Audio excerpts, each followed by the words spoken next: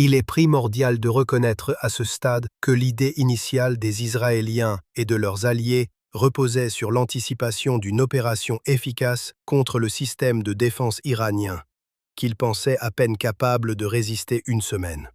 Leur plan prévoyait d'atteindre leurs objectifs en seulement 24 heures. Cependant, la réalité a été tout autre.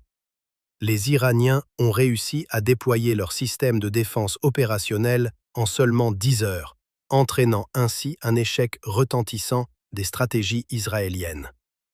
Du point de vue des renseignements, l'autorité iranienne semblait initialement vulnérable à une déstabilisation interne orchestrée par les services de renseignement israéliens et leurs alliés.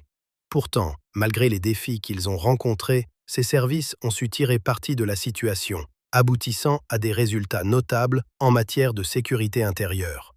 Il est essentiel de comprendre que cela représente une débâcle significative pour Israël et ses alliés, qui avaient nourri l'ambition de déstabiliser l'Iran en espérant provoquer la chute de son régime.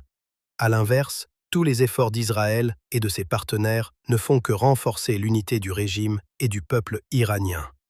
Il est essentiel de reconnaître que même Israël a compris que l'élimination de figures haut placées au sein du régime ne changerait rien, mais renforcerait plutôt l'union nationale autour de principes fermes, comme en témoigne l'exemple de l'élimination du chef du Hamas, Sheikh Yassine, qui, bien qu'affaibli, n'a fait qu'aggraver la situation.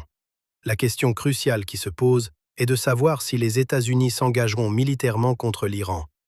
Une telle décision risquerait d'entraîner le monde dans un troisième conflit mondial, provoquant ainsi un effondrement plus rapide que prévu du système en place.